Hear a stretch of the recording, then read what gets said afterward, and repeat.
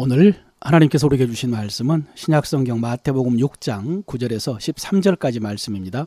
그러므로 너희는 이렇게 기도하라. 하늘에 계신 우리 아버지여, 이름이 거룩히 여김을 받으시오며 나라가 임하시오며 뜻이 하늘에서 이루어진 것 같이 땅에서도 이루어지이다. 오늘 우리에게 일용할 양식을 주시옵고 우리가 우리에게 죄 지은 자를 사하여 준 것 같이 우리 죄를 사하여 주시옵고 우리를 시험에 들게 하지 마시옵고 다만 악에서 구하시옵소서. 나라와 권세와 영광이 아버지께 영원히 있사옵나이다. 아멘. 하나님께서 오늘 이 말씀을 통해서 여러분의 기도에 응답해 주시고 여러분에게 예언의 말씀 들려주셔서 여러분의 믿음을 세워주시고 여러분을 주의 길로 인도해 주실 것입니다. 뿐만 아니라 또 다른 사람에게 전하라고 하신 말씀도 들려주실 것입니다. 그 말씀을 전하면서 하나님의 뜻을 이루는 여러분 되시기를 바랍니다. 오늘 눈치가 있는 분들은 오늘 주보에 있는 설교 제목을 보고 조금 의아해했을 것 같습니다.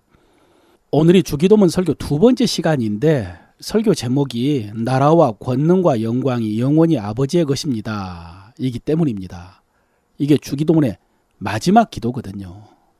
목사님이 오늘 주기도문 설교를 끝내려고 하나 이런 생각을 하신 분이 있는지 모르겠습니다. 여러분, 지난 시간에 우리는 주기도문의 구조가 1대 3대 3대 1이라고 배웠습니다.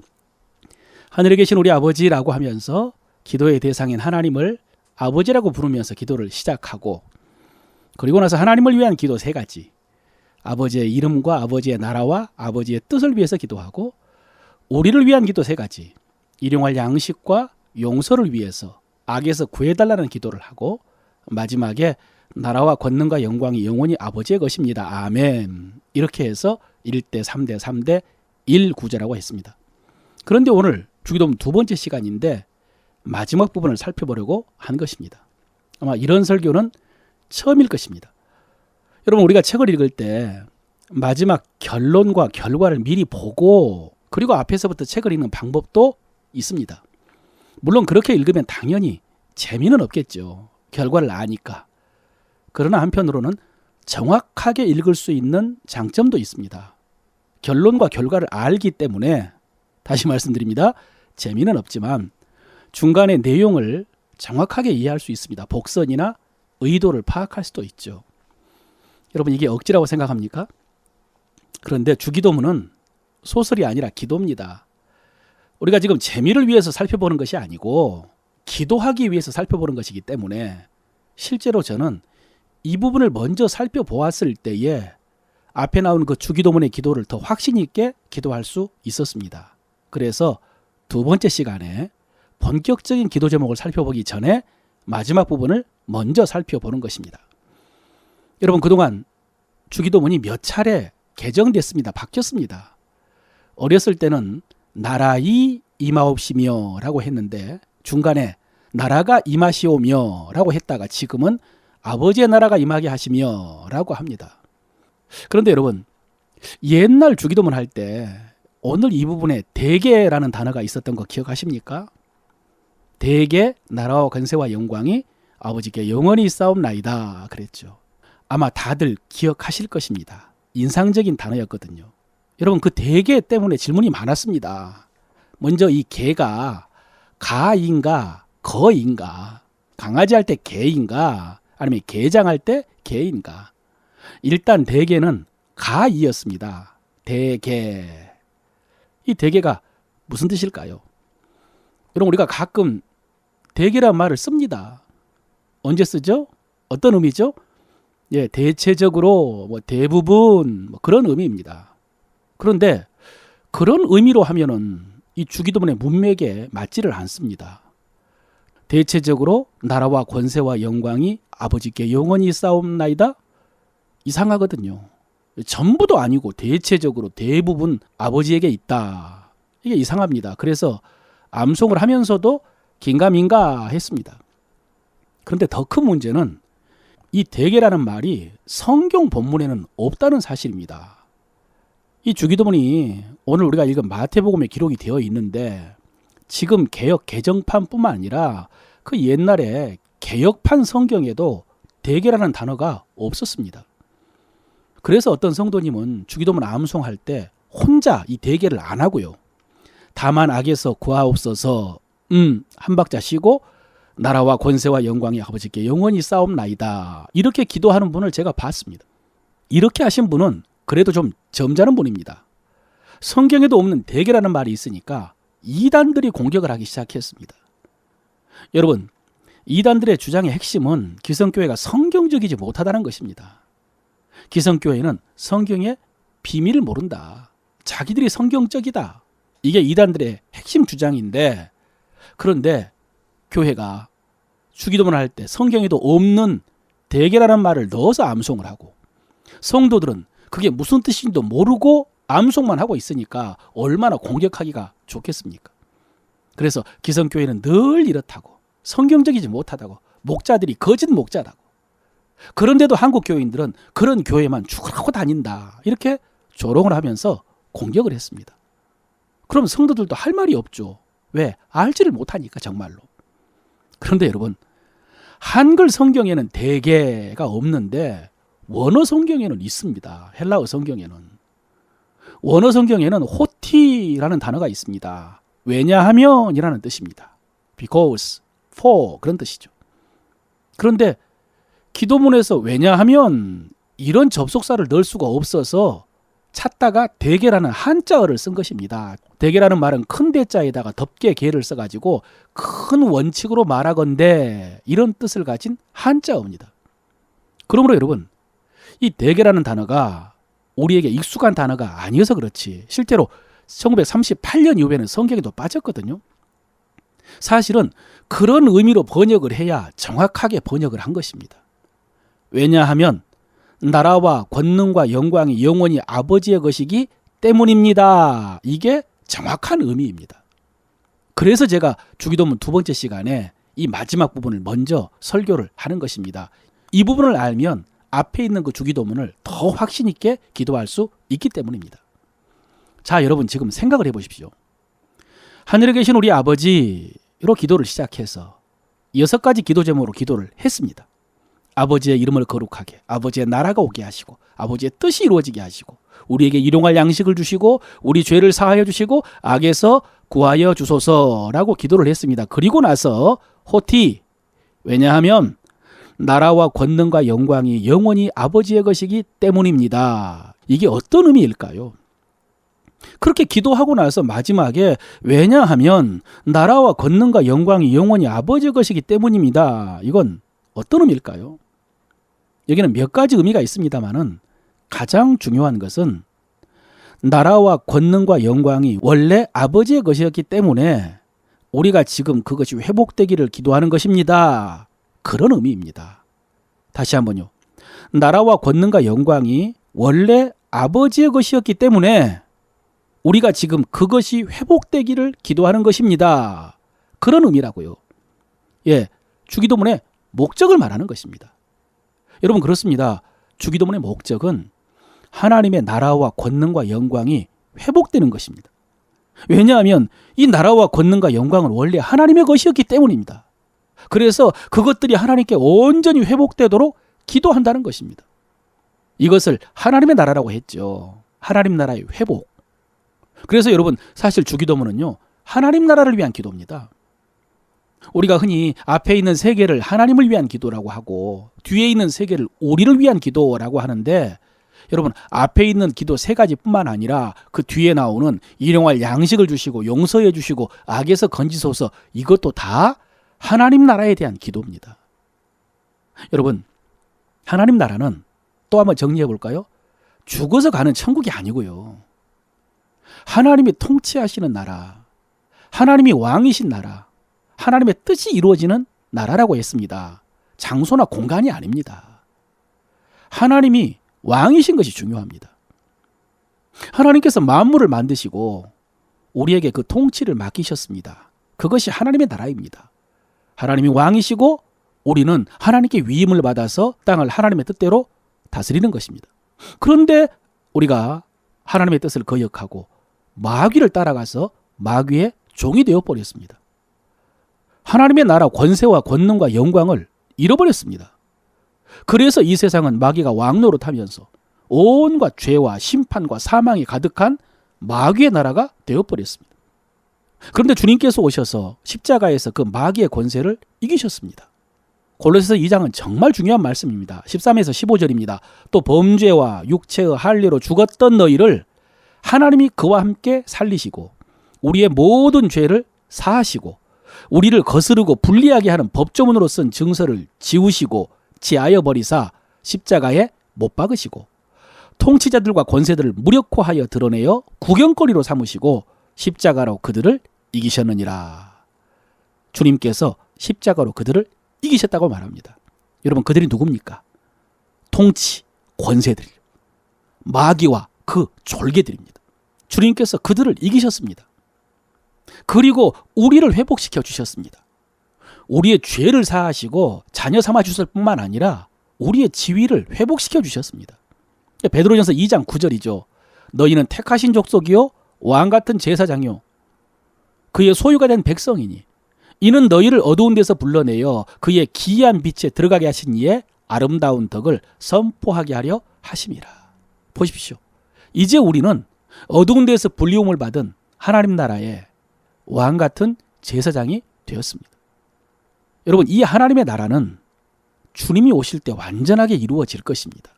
종말의 주님께서 이 땅에 오셔서 보좌에 앉으시고 그리고 완전히 통치하실 것입니다. 그 전까지는 우리가 이 땅에서 하나님 나라 복음을 전파해야 됩니다. 이것이 우리의 사명입니다. 이 땅에 하나님의 나라 권능과 영광을 나타내는 것이 우리의 사명입니다. 여러분, 이 하나님 나라 복음은 정말 놀라운 복음이거든요. 그 속에 놀라운 권세와 능력과 역사가 있습니다. 우리의 사명은 그것을 전파하는 것이고 주기도문은 이것을 위해서 기도하는 것입니다. 또 말씀 한번 읽어볼까요? 이사야 61장 6절입니다. 오직 너희는 여호와의 제사장이라 일컬음을 얻을 것이라. 사람들이 너희를 우리 하나님의 봉사자라 할 것이며 너희가 열방의 재물을 먹으며 그들의 영광을 얻어 자랑할 것이며 그랬습니다. 사람들이 너희를 우리 하나님의 봉사자라고 할 것이다. 여러분, 여기서 봉사자가 히브리어로 샤라트라고 하는데 히브리어 사전에 보면요. 1. 통치자에게 중요한 인물 이렇게 나옵니다. 통치자의 권위를 위임받아가지고 나라를 다스리는 사람을 샤라트라고 합니다. 우리가 샤라트라는 것입니다. 여러분, 같은 맥락입니다. 우리가 다시 하나님을 대신해서 이 땅을 다스리게 된 것입니다. 지위가 회복된 것이죠. 그래서 하나님이 주신 능력과 권세로 하나님께 영광을 돌리고 하나님의 뜻을 이루어야 됩니다. 이것이 우리의 사명이죠. 여러분, 우리가 하나님 자녀 돼가지고 단지 죄사함 받고 구원받고 천국 가는 것이 아니고 하나님의 통치를 위임받아서 이 땅에 하나님의 나라를 이루는 것입니다. 지금 주님께서는요, 이것을 위해서 기도하라는 말씀입니다. 이것이 우리의 사명이기 때문입니다. 여러분, 지난 화요일에 오늘의 만나에서 말씀을 드렸는데 요즘 제가 가장 인상 깊게 많이 듣는 말이 너는 피해자가 아니다 라는 말입니다. 제가 동영상을 보아도 이 말을 듣고 책을 읽어도 이 말을 듣습니다. 목사님이 쓴 책에도 나오고 일반 의사가 쓴 책에도 이 말이 나왔습니다. 너는 피해자가 아니다. 그러니까 나는 피해자다라고 하는 이 생각이 우리에게 가장 치명적인 생각이라는 것입니다. 나는 피해자다. 여러분 어떻습니까? 여러분 자신이 피해자라고 생각하십니까? 그런 생각 잘 하지 않는 것 같은데요. 그런데 여러분 사실은요, 이 생각에 사로잡혀 사는 경우가 많습니다. 그래서 보상받으려고 하고 공격하고 안 되면 무기력해지는 것입니다. 여러분 간단하게 생각해서 우리가 사람들에게 짜증내는 거, 그거 결국 자기가 피해자라는 생각 때문입니다. 자기가 뭔가 좋지 않은 피해를 받았다고 생각하니까 짜증을 내는 것입니다. 원망하는 것도 피해자 의식이고요. 우울하고 서운하는 것은 말할 것도 없이 피해자 의식입니다. 죄를 짓는 원인도 깊이 생각해 보면 피해자 의식 때문입니다. 죄를 합리화하는 게 피해 의식이고요. 죄를 지어서라도 보상받고 싶어 하는 것입니다. 여러분 이 외에도 우리의 부정적인 태도의 이면에 보면은 항상 이 피해자 의식이 있습니다. 요즘 공공장소에서 흉기를 휘두르는 사람들, 이 피해 의식이 가득 차서 폭발한 것입니다. 피해 망상이라고 하죠. 우리가 이 정도는 아니지만은 우리 마음에 피해자라는 의식이 있고 그것이 순간순간 우리를 사로잡아서 다른 사람들에게 요구를 하고 공격을 하는 것입니다. 물론 여러분, 이것을 정죄하는 것은 아닙니다. 그러나 그것 때문에 우리에게 갈등이 생기고 반목이 생기고 열매가 없다는 것을 알아야 됩니다. 그런데 여러분, 성경은 우리가 하나님께 받은 은혜가 많다고 말씀하십니다. 하나님께서 놀라운 사랑을 베풀어 주셨다라고 말씀하십니다. 그리고 우리가 하나님의 사명자라고 말씀하십니다. 여러분, 그렇습니다. 우리는 이 말씀을 들어야 됩니다. 이 사실을 깨달아야 됩니다.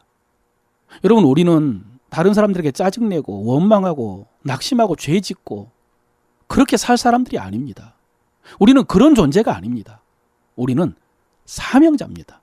우리는 다스리는 자입니다. 그러므로 받으려고 하지 않고 베풀어야 됩니다. 충분히 받았습니다. 요구하고 지시하고 공격하는 것이 아니라 사랑하고 섬기고 보호해야 됩니다. 우리는 하나님의 능력으로 하나님의 뜻을 이루어야 되는 하나님의 대리인이기 때문입니다. 여러분, 공권력이라는 말을 들어보셨을 것입니다. 국가의 헌법 정신을 실현하기 위해서 공적으로 국민들을 강제하거나 명령할 수 있는 권력을 공권력이라고 합니다. 하나님 나라에서 우리에게 이런 권세와 책임, 의무, 사명이 주어진 것입니다. 내 몸과 마음에, 또 우리 가정에, 우리 주변과 온 세상에 하나님의 통치를 나타내고 하나님의 뜻을 이루도록 이런 사명과 권세와 능력이 우리에게 주어졌습니다. 그런데 그런 영적인 공권력을 가진 우리가 사람들에게 짜증이나 내고 원망이나 하고 한숨 쉬고 자기 즐거움에 빠져 살면 되겠습니까? 사명 감당해야죠. 그 첫걸음이 바로 기도하는 것입니다. 주기도문은 그것을 위한 기도입니다. 여러분, 기억하십시오. 이것이 가장 중요합니다. 이것이 우리 신앙생활의 전부입니다. 이것이 우리 삶의 전부입니다. 일부가 아니라 전부입니다. 이것을 알지를 못하면 그 인생은 헛된 것입니다. 하나님께서 이 땅에 보내신 이유, 구원하신 이유가 바로 이것 때문이거든요. 죄사함 받고 구원받고 천국 가는 것이 그것이 아니라 이 땅에서 하나님의 대리인으로 하나님의 나라를 이루는 것입니다.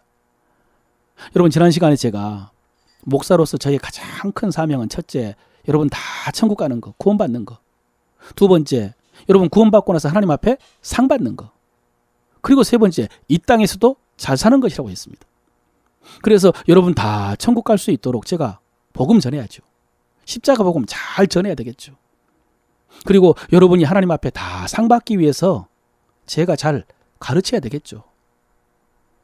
저의 가르침에, 저의 목회 지도에 그것이 달린 것처럼 그런 책임감을 가지고 여러분 잘 지도해야 되겠죠. 또 여러분도 그 가르침을 따라서 신앙생활 잘 해야 되겠죠. 여러분, 지금 하나님 나라를 위해서 기도하는 것이 바로 이것을 위한 것입니다. 그리고 그렇게 기도한 것처럼 우리가 하나님 나라를 전파할 때 우리가 하나님 앞에 가서 상 받을 것입니다. 그런데 여러분, 그리고 나면 하나님께서 복을 주셔서 우리가 이 세상에서도 잘 살게 되느냐. 또 이것을 위해서 우리가 기도하면 우리가 건강하고 또 쪼들리지 않고 써야 될 곳에 넉넉하게 쓸 수 있고 가정도 행복하고 자녀들도 잘 되는 그런 복을 받느냐. 아닙니다. 여러분, 이것도요, 하나님 나라 속에 포함되어 있는 것입니다. 이것은 하나님 나라 복음과 분리된 것이 아닙니다. 여러분, 우리에게 하나님의 나라를 전파하라라는 이 말씀은 불신자들에게 복음 전해서 구원하라, 또 다른 나라에 가서 선교해서 이방 민족도 천국 가게 하라, 여러분 이런 명령이 아닙니다. 이 하나님 나라의 복음 속에는 영혼이 죄사함 받고 구원받고 천국 가는 것뿐만 아니라 우리가 육체적으로 정신적으로 건강하게 살고 병도 고치고 경제적으로도 쪼들리지 않고 넉넉하게 베풀 수 있고 우리의 가정도 천국처럼 되고 자녀들도 다 잘 되는 이 모든 것이 포함되어 있습니다. 이것을 모르면서 그저 신앙생활 열심히 하고 열심히 전도하고 기도 열심히 하면서 이렇게 되기를 막연히 바라는 것은, 제가 이런 생각을 했습니다. 발이 가려운데요, 운동화 위를 긁고 있는 것과 같습니다. 군화나 등산화 정도는 아니지만은 운동화 위를 긁는다. 생각만큼 시원하지 않죠. 이 하나님 나라 복음의 원리를 알지 못하고 그저 신앙생활만 열심히 하면 이런 것입니다. 생각만큼 그렇게 열매가 없습니다. 그럼에도 불구하고 묵묵히 참고 기다리는 것을 믿음 좋다고 해서는 안 되는 것입니다. 여러분, 오늘 말씀드린 아버지의 이름이 거룩하게 되는 것, 아버지의 나라가 오고 아버지의 뜻이 이루어지는 것, 이것이 우리의 사명과 동시에 우리의 축복입니다. 우리가 천국에 가서 상 받는 원리뿐만 아니라 이 땅에서도 잘 되는 원리가 함께 들어있습니다. 이것은 다음 주에 이 부분에 대해서 좀 더 구체적으로 말씀을 전하겠습니다. 어쨌든 사랑하는 성도 여러분, 여러분이 이 주기도문의 원리를 따라서 기도함으로 하나님 나라 복음을 전파하는 사명도 감당하시고 또 하나님 나라 복음의 축복도 누릴 수 있으시길 바랍니다. 다른 사람들에게 하나님 나라 복음도 전하고 여러분의 육신과 마음과 가정 속에서도 하나님 나라가 이루어지시길 바랍니다. 그래서 하나님 앞에 가서 상도 받고요. 이 땅에서도 그 축복 누리면서 사람들에게 베풀며 증거하는 여러분 되시기를 바랍니다. 한 가지만 더 주신 말씀 전하겠습니다. 여러분, 아까 우리가 처음에 읽었던 마태복음 6장 13절 다시 한번 봐보십시오. 거기 보면은 우리가 지금까지 살펴봤던 부분이 괄호로 된 성경이 있을 것입니다. 아마 대부분 괄호가 쳐져 있을 것입니다. 나라와 권능과 영광이 영원히 아버지의 것입니다. 이 부분에요.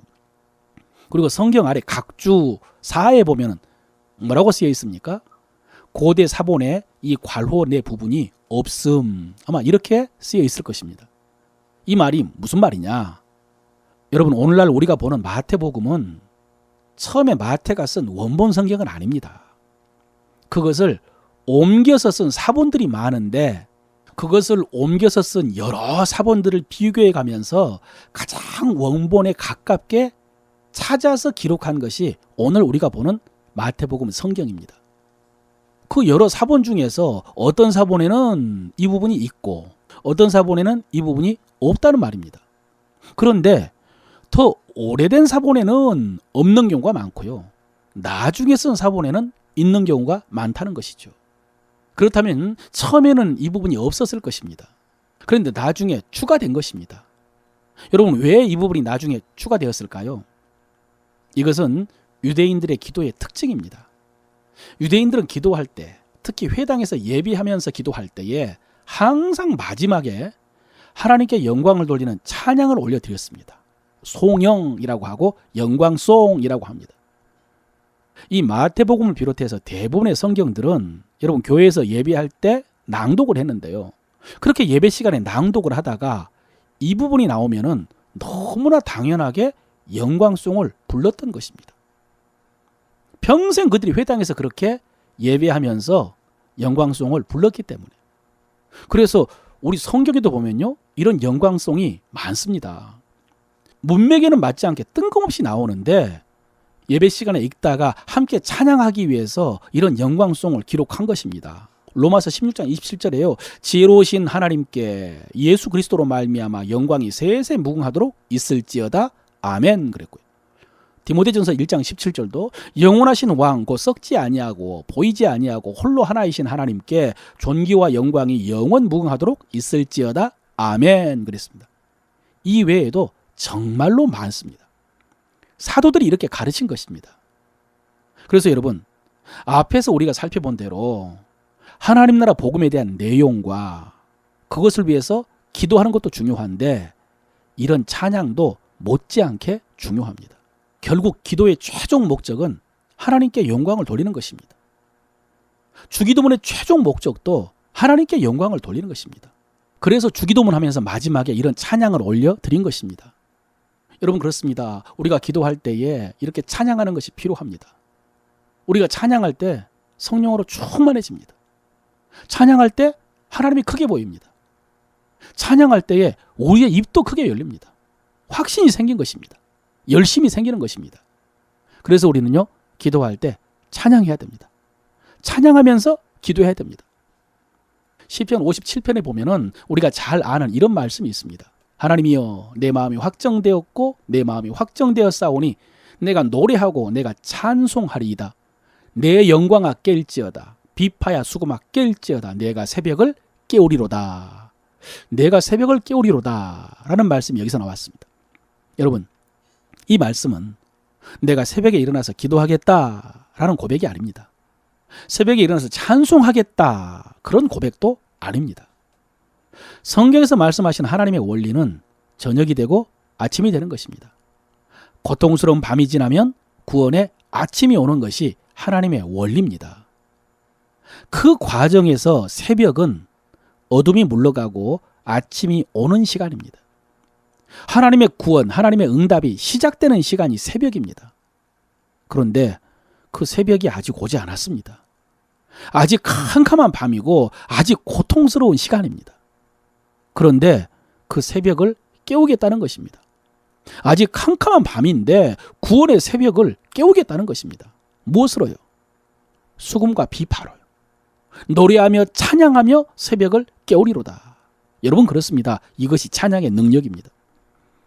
우리가 찬양하면 주변은 아직 캄캄하지만은 내 마음에 새벽이 시작이 됩니다.